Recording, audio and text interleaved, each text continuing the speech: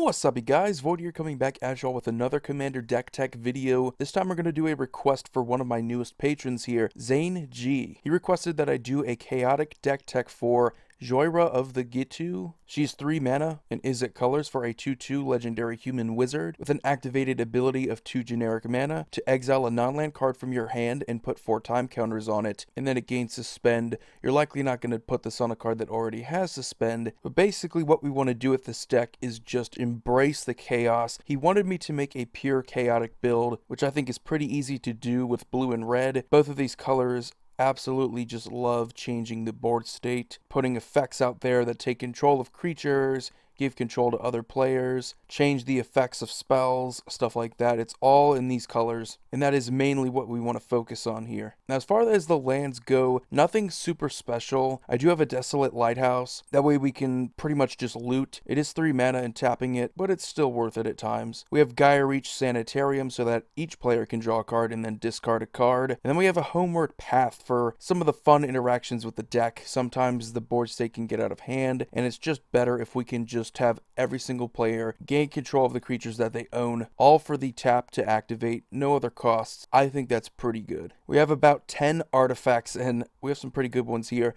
Pyxis of Pandemonium is what we're going to start it off with. This one was from Theros. Very weird card, very unusual. Isn't going to see play in a lot of decks in the format, however. In a multiplayer game, it is amazing. You tap it and each player exiles the top card of their library face down, so they don't get to see it. And then anytime you feel like it, you can pay 7 and then sacrifice it. And each player turns face up all cards that they exiled with Pyxis, and then they put all permanent cards among them onto the battlefield. So there's an incentive there for your opponents to not want to get rid of it, because if they do, those cards are permanently exiled face down, so it can be quite chaotic, especially if you are able to then sacrifice it, which I would imagine there are certain people who don't want this card to be removed. Some people might want to remove it, who knows. We do play the usual Soul Ring, Izzet Signet, just for this deck alone. Mana ramp is kind of important, and we do get some mana fixing off of Izzet Signet. Krark's Thumb, there is a lot of coin flipping in this deck, so if we can increase our chances of getting the coin flip that we want to, that is better. We get to flip 2 coins instead of just flipping 1 every time it would say flip a coin,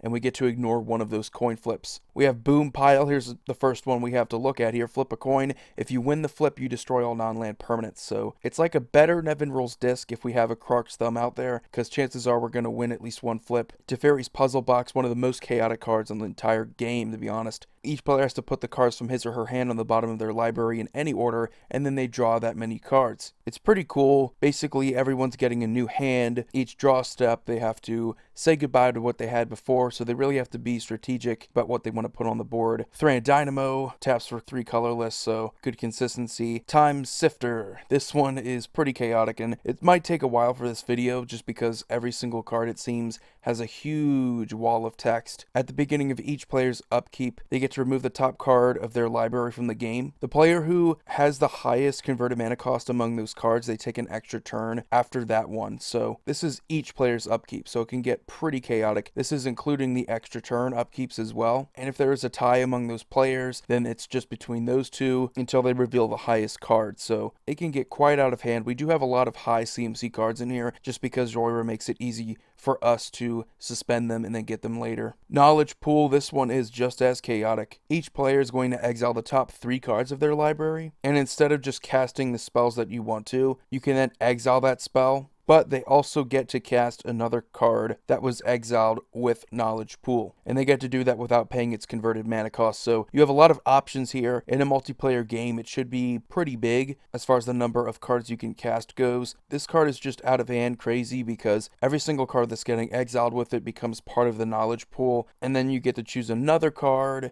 and it's kind of like you want to exile the cards that are the worst in your hand. That way you have the best chance of getting something better, and your opponents get something worse if they decide to get what you put in there. So it's kind of weird. It's kind of like exchanging. Omen Machine. Players can't draw cards, but at the beginning of each player's draw step, that player exiles the top card of his or her library. If it's a land card, they put it onto the battlefield. Otherwise, that player casts it without paying its mana cost. So pretty chaotic. Again, gigantic spells off the top of your library are free. Lands just go onto the battlefield. So there's really no secrets here. Whatever's happening is going to happen, and it's definitely a good way to lock down a lot of the aggressive combo decks that want to draw a bunch of cards to win, maybe with the strategy like Laboratory Maniac. We also play 10 creatures. We have Rift Elemental, activated ability of 2, can remove a time counter from a permanent you control or a suspended card you own, and then gets +2/+0 until end of turn, but don't really care about that buff. We only care about removing time counters. Jhoira's Time Bug does the same thing, not as good though because you can only really do it once by tapping it, and then you get to take a counter off of one or you get to put one on it, which I don't really understand why you would want to put one on it,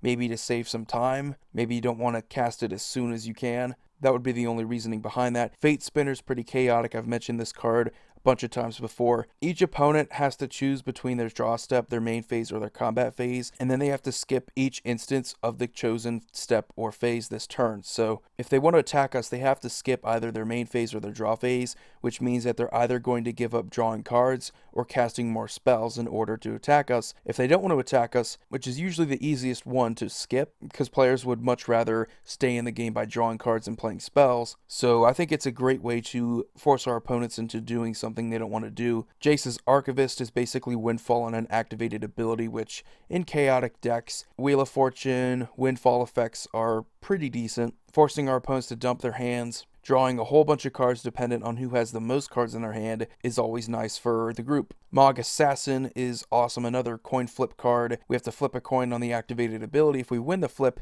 we destroy a target creature an opponent controls. But if we lose the flip, we destroy a target creature of that opponent's choice. So it is quite risky, but hopefully we don't have any good creatures other than Mog Assassin for them to get rid of. And we could also hope for a Krark's Thumb, that way we could win the flip easier. Braid's Conjurer Adept. At the beginning of each player's upkeep, that player may put an artifact, creature, or land card from their hand into play. Also quite chaotic, going to make the game a lot quicker and a lot more fun. You're going to see a lot more cards out there. Going to make it easier for people and their strategies do what they want to do with their deck. Capricious Minotaur, 4 mana for a 3/3 with a cumulative upkeep of flip a coin. So each one of your upkeeps you have to flip a coin equal to the number of H counters that you put on it. So first time around you're going to flip 1 coin, second time around you're going to flip 2 coins. Whenever you win a coin flip, it deals 1 damage to target creature or player. Whenever you lose a coin flip, it deals 1 damage to target creature or player of an opponent's choice. So this could be good, this could be really bad. Again, if we have a Krark's Thumb, we can make sure that we, for the most part, win the coin flips. That way we're in full control of what's being dealt damage. I think that's pretty cool. Coin flips, it's just nice to have a lot of cards like that in the deck. Perplexing Chimera. Whenever an opponent casts a spell, you get to exchange control of Perplexing Chimera and that spell. And if you do that, you get to choose new targets for the spell. So if it's a targeted removal spell, you get to exchange control of that and then target something else. If it's another creature, you get to exchange control. Very chaotic having a Perplexing Chimera in the deck, just because you're going to be swapping control with other players. They're going to be swapping control with other players. Then we have Capricious Afreet. At the beginning of our upkeep, we choose a target non-land permanent we control, and then up to 2 target non-land permanents we don't control. Then we destroy one of them at random, which is, pretty risky. We have a 33.333% chance of getting rid of something we own, but we have a much better shot at getting rid of something we don't own, which I think is a pretty good upkeep trigger. We have Ethereum Horn Sorcerer, has Cascade, and also has the ability to bounce itself to our hand. So Cascade in this type of deck where there's so many random things, we're kind of playing on the fly, so getting stuff from our deck at random is pretty cool. We do have 1 Planeswalker in Ralzeric, which is mainly in here because of the ult where you can flip 5 coins. So if we have a Krark's Thumb out there,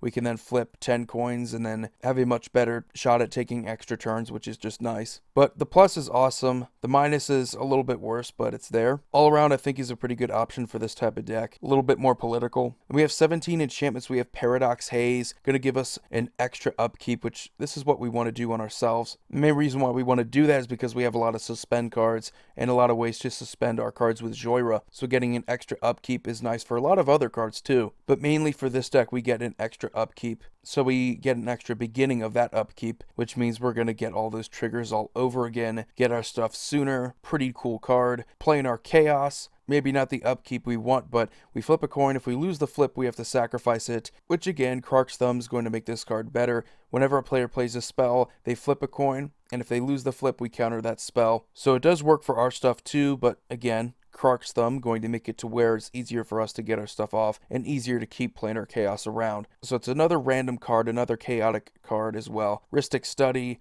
not necessarily chaotic, but going to keep people in check, make sure that they give us card draw when they're casting spells. They don't have to, but they have to pay more mana if that's the case. Impulsive Maneuvers, whenever a creature attacks, we flip a coin. If we win the flip, the next time that creature would deal combat damage this turn, it deals double that damage. If we lose the flip, the next time that creature would deal combat damage, we prevent that damage. So I've seen this card work. It is fantastic. It's either going to win games or lose games for certain players. The fact that it just doesn't work for your stuff alone, but it impacts your opponent's creatures is just amazing. War's Toll, whenever an opponent taps a land for mana, tap all lands that player controls, so they have to use whatever mana they want to use, at least from their lands, during whatever phase they're going to use it in. Otherwise, they're going to empty their mana pool, and they're not going to have any lands untapped. And if a creature an opponent controls attacks, all creatures that opponent controls attacks if able. So it's going to tap down their creatures if they want to attack. They have to go all in. If they tap a land, they have to tap down all their lands. So it's very restrictive and forcing your opponents to do certain things at a time they don't want to. Confusion in the ranks. This card is just pure chaos. One of the most chaotic cards in the format. Whenever an artifact, creature, or enchantment comes into play, its controller chooses a permanent that another player controls that shares a type with it. So if you have an artifact coming into play, you're going to exchange control with another player's artifact. And the same thing goes for creatures and enchantments. Just going to get out of hand because everyone's going to be doing this on the most popular target at the table. And I've seen certain people scoop just because of how crazy this type of card, along with a lot of other cards in this deck, can be. Curse of Echoes. Whenever the cursed player casts an instant or sorcery spell, each player may copy that spell and may choose new targets for the copy. So yeah, basically like a one-way hive mind for that player alone. I think that's pretty funny. Possibility Storm, whatever you want to do whenever you want to cast a spell, you have to then exile it and then reveal cards from the top of your library until you exile a card that shares a card type with it. And then you cast that one without paying its mana cost, but then you have to put all the cards that you exiled with it on the bottom of your library. So you're not going to get what you originally want to cast, but instead you're going to get something either terrible or pretty good off the top of your deck. Going to hurt control decks the most. Psychic Battle. Whenever a player chooses one or more targets, each player reveals the top card of their library. The player who revealed the card with the highest converted mana cost may change the target or targets of that spell. So if they want to Swords to Plowshare or something, each player is going to then see if they can win control over that target. And again, if it's a tie, then just between the players who tied. So pretty interesting card, going to make it a little bit more chaotic. Conjured Currency, going to allow us to exchange control of a target permanent that we really want in exchange for Conjured Currency. So once this gets on the board, players are just going to be taking control of the best possible permanents. Grip of Chaos is, again, pretty chaotic. Whenever a spell or ability is put onto the stack, we reselect its target at random if it has a single target, and it reselects from all legal targets. So again, if it's a Swords to Plowshares, it's going to randomly Swords to Plowshares a creature. If there's 15 creatures, that's 15 legal targets it could Swords to Plowshares.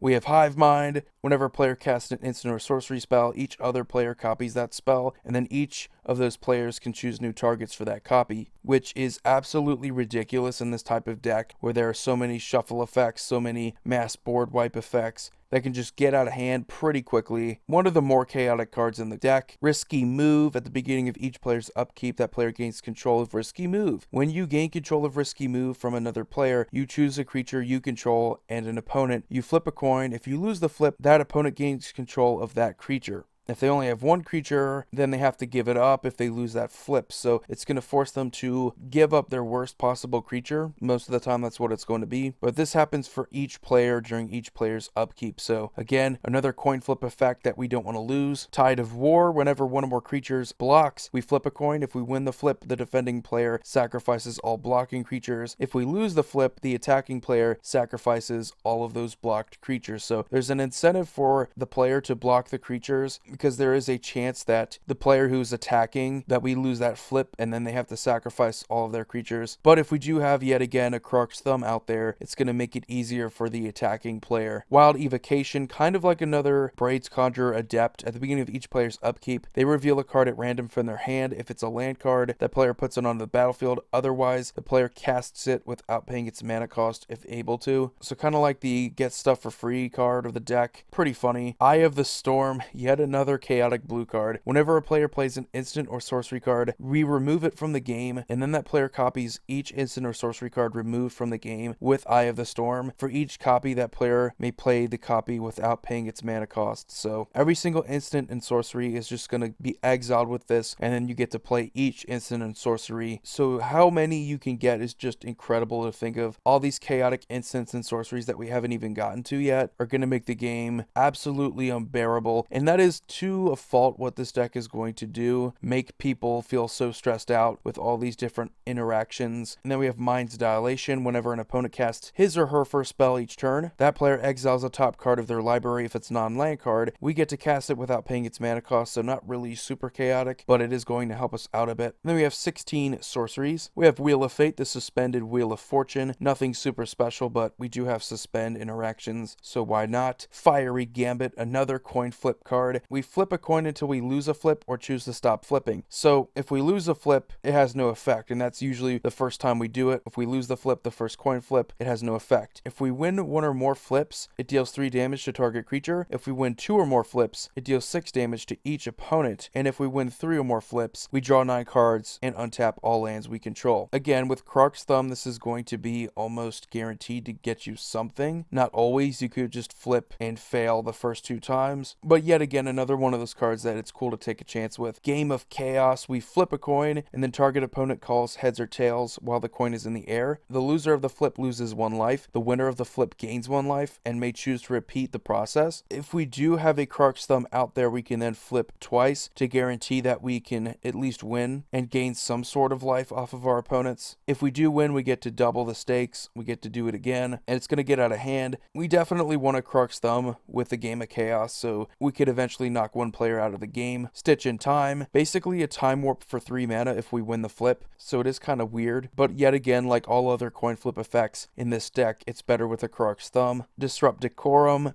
Pure Chaos, one of my favorite cards to come out last year. We goad all creatures we don't control, which means that those creatures have to attack, and they have to attack a player other than us. So that's just ridiculous. Order of Succession. We choose left or right, so in the direction of left or right, starting with us and proceeding in that chosen direction, each player gets to choose a creature controlled by the next player in that direction, and then each player gains control of that creature he or she chose. So it's basically like each player is going to gain control of the other player's creature. Now, obviously, you could do this to where there's no creatures on someone's board except for the person next to you, and then just gain control of that creature, and they don't gain control of any other creatures. So it's kind of weird. Not super special, but it's pretty chaotic at times. Rite of Replication, one of my favorite blue cards. We want to kick this almost all the time and get 5 copies of one of the most chaotic creatures on the board. It could be a Carposan, Minotaur, something like that, where we can get multiple different coin flips. That's always funny. We have Illicit Auction. We can choose a creature, and then each player may bid life for that creature, and then you proceed in turn order. You start the bidding at 0, so it's going to be easier for you to get control of that creature, and then in turn order, each player gets to bid a certain amount of life. So it is pretty chaotic, but not all the time do we want to be the one who wins the bid. Sometimes it's just more important to have someone else gain control of a creature. Cultural Exchange is pretty cool. We can choose any number of creatures a player controls, and then choose the same number of creatures another player controls, and then those players exchange control of those creatures. And that does not end at the end of the turn, so you can really mess up someone's board state by having them gain control of a lot of tokens, something insignificant. I think that's pretty cool. We have Whims of the Fates. So starting with you, each player separates all permanents he or she controls into 3 piles, and then each player chooses one of those piles at random and then sacrifices those permanents. So if you want to be risky, you could have 1 pile with everything and then the other 2 be empty. I've seen some people do that. Sometimes it pays off, sometimes it basically ends your game. Very chaotic, has that effect on the board. Just a pretty cool card though. Goblin Game, this one is so funny. If you hide the most objects, and these have to be just random objects, and you get to reveal them at the same time, whoever has the most, they just lose life equal to that many objects. However, whoever reveals the fewest objects loses half of their life rounded up. And if 2 or more players are tied for the fewest, each of those players, they lose half their life rounded up. So pretty chaotic, more or less just because people have to do something that's so weird and out of the norm for this type of game. Thieves Auction. This card is usually going to force people to scoop just because of how time consuming it is. But if you are able to pull it off, every single card in play, including lands, tokens, we set all of those cards aside. And starting with you, each player chooses one of the cards set aside, and they put it into play tapped under their control. So you repeat this process until all of those cards have been chosen. So I forget how you decide this, but I think it might be in turn order. So that's kind of nasty. So obviously you going first is such a big deal because you can then take the most valuable permanent that you think you should take control of, and then just basically like a normal draft for sports or something, you just take control of all the permanents that you want. So that's pretty cool. Insurrection, pretty chaotic. You're going to gain control of all creatures, untap them, and then they gain haste. So you can then swing in at someone and win the game that way. So it's one of the only true win cons I would say is in the deck. We have Scrambleverse. This one is pretty chaotic. For each non-land permanent, we choose a player at random, and then each player gains control of each permanent that they're assigned, and then we untap those permanents. So it's not as devastating as a Thieves Auction because it's non-land permanents, and the players are chosen at random, so there is a chance that someone gets a lot more than someone else, which is going to be pretty chaotic. Then we have Warp World. Each player shuffles all permanents he or she owns into his or her library, then reveals that many cards from the top of his or her library. And then each player puts all artifacts, creatures, lands revealed this way onto the battlefield, and then does the same for enchantments. And they put all cards revealed this way that weren't put onto the battlefield on the bottom of their library. So you shuffle everything back in, and then you get a new result off the top of your deck. Could be better, could be worse. Yet again, another reason why we have Jhoira as a commander. Putting something like this suspended means that our opponents are going to be put on a clock until something completely just devastates their board. Blasphemous Act, a little bit more of a guarantee to what this card is going to do for you. Dealing 13 damage to each creature isn't as chaotic, but it's definitely going to be a little bit of control. Let me wrap things up with our 8 instants. We have Clock Spinning. Pretty cool with the buyback, means that we can keep putting it back into our hand after we cast it. We can either put or remove a counter on a permanent or a suspended card. So if it has a time counter on it, which is what we're for the most part playing this card for, we can take a suspend counter off of it so that we can get it sooner and buy it back so that we can do it multiple times in a turn. Cyclonic Rift, pretty solid. Gonna deal with non-land permanents that we don't control, so can't really complain too much about it. Chaos Warp, again, pretty chaotic, but it sees play in just about every single red deck, so it's not just a chaos only type of thing. Going to bring some elements of chaos if you think about it, but other than that, it's just 3 mana to deal with a permanent. Puppet's Verdict. We flip a coin. If we win the flip, we destroy all creatures with power 2 or less. But if we lose the flip, destroy all creatures with power 3 or greater. So this is one of those weird instances where we actually want to lose the flip, but we could still make it work with Krark's Thumb because we could just ignore the flips where we win and then destroy all creatures with power 3 or greater. So for 3 mana, instant speed, I think that's pretty good. Reigns of Power. We can untap all creatures we control and all creatures a target opponent controls, and then we exchange those creatures, which is cool because we can have no creatures. We can have absolutely no creatures at all, and our opponents could have a board that is filled with awesome creatures. We gain control of them and just absolutely destroy them in combat. And then we have Wild Ricochet, another pretty cool reverberate like spell where we can choose a new target for that spell, instant or sorcery, and then we can copy it and then choose new targets for the copy. So if our opponent wants to Swords to Plowshares, we can change the target of that and then copy, and then change the target of the copy. So sort of like a 2-for-1, pretty cool card. Radiate is even better because if our opponent wants to Swords to Plowshares, we cast a Radiate, and then they have to Swords to Plowshares all legal targets, including their own creatures. So can get out of hand with certain cards in the deck. Radiate in response to a Chaos Warp, that's going to be pretty chaotic. And then we have Divergent Transformations to wrap the deck up. Has Undaunted, so if we're playing 3 opponents, it's going to cost us 4 mana instead of 7. We exile 2 target creatures, and that's kind of like Chaos Warp where they reveal the top card of their library until they reveal a creature card. So they're going to get something for what we're removing. Isn't always going to be good for us, but likely we're getting rid of the 2 best creatures on the board. So anyway guys, that's going to do it for this deck tech. It took a little bit longer than my normal deck techs just because it's so random, so weird, but that is just what chaos is in the format. So thanks again Zane G for being a new patron. If you want to be just like Zane, you can check it out. The link will be in the description below. I have a $5 tier where you can request once a month that I do a deck tech for you, and it's preferably something that I haven't done before, and I also do other video requests. It doesn't just have to be deck techs. I think that's what I'm going to make it now. But anyway, hope you all enjoyed it. Feel free to leave any suggestions in the comment section. But as always, you all have a wonderful day. Void here signing off. See you all next video.